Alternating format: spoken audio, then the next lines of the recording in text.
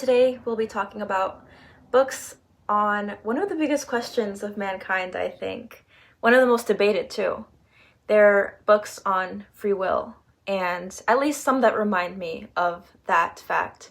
I hope you bear with me through this. I know it's going to be kind of a stream of consciousness sort of video, but I do think sometimes those are the best kinds of thoughts, the ones that come over time through conversation and just talking them out. They need a little bit of space to wander until they find themselves. So that's what I hope for today. But I do have a lot to say on this idea of autonomy and how literature explores its levels and sometimes its outliers and its facets. So I hope that you stick around and that you get some inspiration on your next to-be-read book. Also, a more proper introduction since it's my first video. I'm Vanessa. I'm an artist, a writer, an aspiring writer, really. I've been wanting to write my first novel, and I'm hoping to do so this year. And books truly are a devotion of mine. It consumes at least 90% of my existence, and I figured maybe voicing my thoughts and opinions out loud is better than getting them off into the void. So anyways, I've compiled a little pile of books that have reminded me while reading that I have free will to do just about anything, or at least in the moment I convince myself that I do. Each of these books deal with the concept in their own unique perspectives and ideologies. Some aim to challenge your views, others may leave you reflecting on your own decisions, and a couple might leave you inspired to revel in your own ability to mold yourself into a beautiful being that you are. So starting off, we have The Secret History by Donna Tartt, the book that single-handedly restarted my love for reading after a really long hiatus throughout college. It was the first book I picked up when I was out of school, and good thing I did, or else I'm almost positive that my 500 book collection, 500 plus at this point, could easily have been zero. This book is the epitome of dark academia and its aesthetic, although I'm sure it does so in a satirical way, and it's meant to poke fun at elitism and individuals whose goal is to kind of encompass this outward appearance of intellectualism and high social standing, but it's written in kind of a romanticized way that is easy to fall for the characters that are so fatally flawed that they're not, I can't even say morally gray, they're just downright bad human beings, but you still can't help but be enthralled by them. And as a brief intro, if you haven't read the book yet, it follows a group of college students who, in the beginning, we learn are responsible for the murder of one of the members in their group, and the story unravels of how they got to that point of murder and eventually how each one of them spirals off afterwards. But in the lens of free will starts to feel intoxicating. The narrator, Richard Papin, is entering into this group of people that seem to have endless amounts of free will, and whether they're driven by like their own desires of beauty, transcendence, and intellectualism, at the end of the day, they actively choose to exist in this questionable moral zone throughout the story, and it just gets worse over time. It's the type of story that makes me think about how much our decisions are shaped by our desires and how often we blind ourselves to the consequences of the pursuit of fitting into certain lifestyles, which is something that the main character is constantly grappling with. Group thinking and acting as a collective instead of an individual thinker is also a huge theme in this book, and it just is such a reminder of how powerful free will can be something that a person willfully gives away, and if it means fitting into a certain like social circle especially. It's a great lesson, and it's one that sometimes is forgotten because of how beautifully the book is written. I like to think I can tell a lot about a person depending on whether they like the characters in The Secret History or not. So this is definitely a must-read if you want to go into the realm of dark academia or just modern classics in general, or just literary fiction. It's really one to start off with. Next up is The Inferno by Dante Alighiri from The Divine Comedy.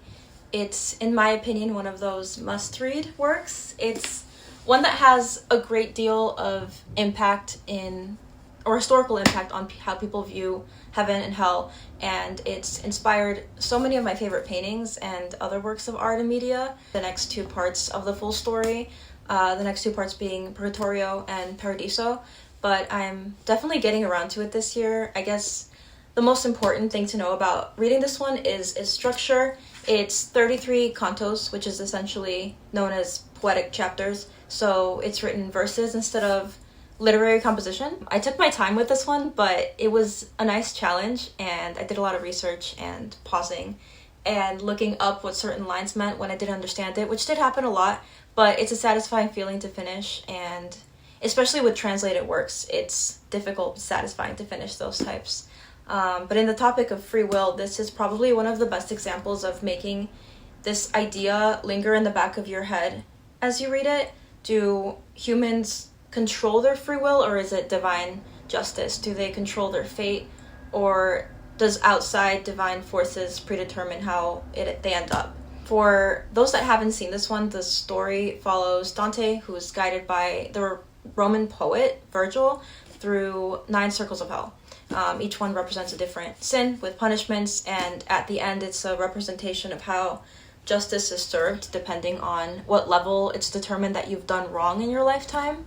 It definitely made me think about my own choices and whether or not it's fitting to imagine being judged so calculating, to be placed at a certain level of torture based on how many bad things you've done throughout your life. But even so, or even more so for that reason, I highly recommend it. It's one of those challenging reads that leaves you wanting more for poetry and historical fiction. I'm not somebody that usually delves into poetic lines, verses, but this one is one of the very first ones that did it for me. And so if anybody has more recommendations on these types of books, or even ones written in the same historical context, please let me know. I'm very interested in learning more about that. My Year of Rest and Relaxation by Ottessa Moshfegh. In a way, this is a novel about a character who rejects the idea of free will entirely, and yet paradoxically it becomes a very conscious choice to do so. It tells a story of a woman who chooses to spend a year doing as close to nothing as possible.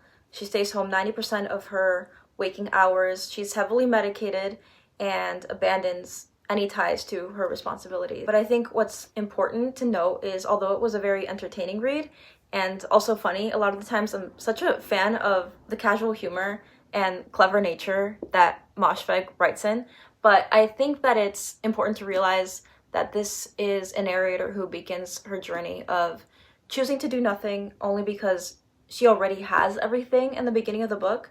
So she has her apartment paid off automatically from an inheritance and her trust fund, and that also goes for all of her medication, groceries, her shopping, and just her ability to take off of a year of work. This one takes an interesting angle in terms of exploring free will, which for me, it felt like a very nihilistic point of view, where the narrator felt that life was meaningless and her friendships were no use to her, and she didn't want to put any effort in maintaining them.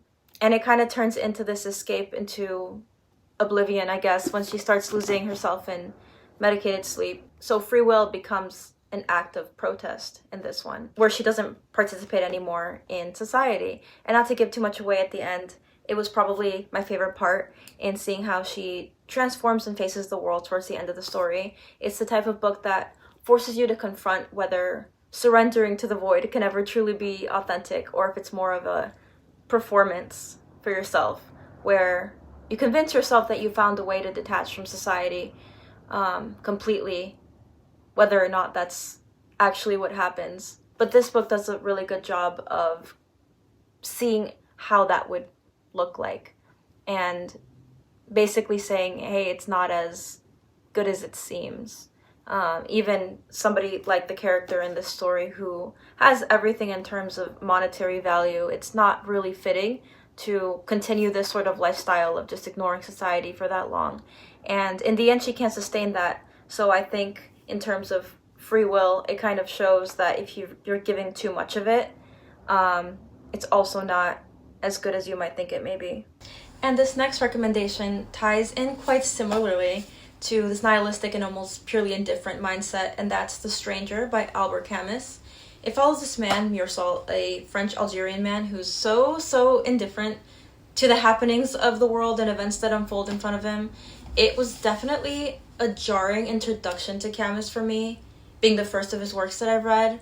But yes, it takes a very direct approach to life and death, one that is void of any emotion and detaches from social norms of when it's appropriate to show anger, grief, joy, and just outward feelings of expression. We learn that the narrator's mother has just passed away, and he says that he has no negative feelings towards her and that the relationship was never a bad one, and yet the way that he chooses to show up emotionally throughout the funeral was extremely detached from hearing the news of her passing. And after the procession, he focused more on the napkins at the funeral. He debated whether or not he should smoke during the vigil, and the fact that he had to go to work in a couple of days, and that's what he was thinking about. He encounters people that are obviously acting out heinous acts, and he never once steps in and never judges them. He has these neighbors, one who treats his dog in a very bad way and the other one that treats women extremely poorly. But despite all of this, he chooses to approach life with a sense of numbness, and yet his indifference doesn't eliminate his agency and responsibility, even though he clings to the idea of absurdism towards the very end. And of course, this is one of them that ends up him going into the extreme and committing a crime that leads to a very philosophical ending, I think. It's one of those that was expected based on the tone of the book, but still it was satisfying. This is one of the books that just reminded me that people can use their free will in not so good ways. But the way that it's explored in a very emotionless sort of way, where everything is nonchalant, even the worst thing that you can imagine is no big deal, and it's okay if you murder somebody because the sun was in your eyes. That is crazy, but also knowing that it's fictive is a fun read. This next one is a favorite of mine, and I feel no shame in saying that it was a very difficult read, but a worthwhile read, and that is House of Leaves by Mark C. Danielewski. It is one that doesn't shy away from expressing existential dread and how it feels to be trapped by forces outside of one's control. And the way that this book is structured really amplifies this feeling of heightened anxiety and deterioration. I'll just flip through and kind of show you some of the pages, but it's definitely an unconventional layout. A lot of the text is written backwards, upside down, different colors. Sometimes they blend right into each other, and really it just creates this physically disorienting reading experience. It's a very weird one. But yeah, it's a story about a house that is more than what it seems to be on the outside. A labyrinth appears inside of it, and it shifts and expands and drags the family that's moved into it into an escalating, dangerous environment. But ultimately, House of Leaves is a meditation on obsession, trauma, and the nature of reality, I think. It kind of challenges the reader to question the reliability of their perceptions and boundaries between fiction and reality, both literal and metaphorical. And it represents a space of endless exploration and terror, reflecting on human desire to confront the unknown. So if you're into experimental literature, existentialism, and I guess also to those who love a good mystery, this is definitely one to pick up. Matin Dressler by Stephen Millhauser. My last recommendation for today is one that I hope ends this video in a happier note in comparison to my previous recommendations. It's a story set in the 19th century, told by a young man who starts from humble beginnings and becomes this successful hotel owner where his wealth and his power grows throughout the story. And it's just a really great story of the classic American dream, and it's also layered with the suggestion that the hotel is a sort of metaphor for his life, where he has this limitless drive to continue to succeed. But it also raises the question of whether or not the American dream is truly something that anyone of any background can achieve, or is it simply self-determination that allows one to grow and manifest into what you want to become. And I think that's the ultimate form of free will that we all hope to have, right? So there it is, 6 books that encapsulate, question, and sometimes undermine the notion of free will. Each one in its own right invites us to sit with the uncertainty, to question our choices and wonder if there are choices at all. So either way, I hope that this list inspired you to examine not just the decisions that you make, but the framework that shapes them, to trace the invisible threads of influence, whether philosophical, psychological, or societal. I find this topic very fascinating, even more so when it's through a literary lens, and I might explore it further in a later video, delving into the philosophical views that have shaped our understanding of free will, from Immanuel Kant to Sartre, Hobbes, and beyond. But for now, I hope that these books linger with you and perhaps they'll offer perspectives that complement your own thoughts and open new avenues for exploration and understanding. And if you like this video, please consider liking and subscribing, because I intend to be posting more book videos every Friday, so look out for those. Thank you for hanging out with me. Bye!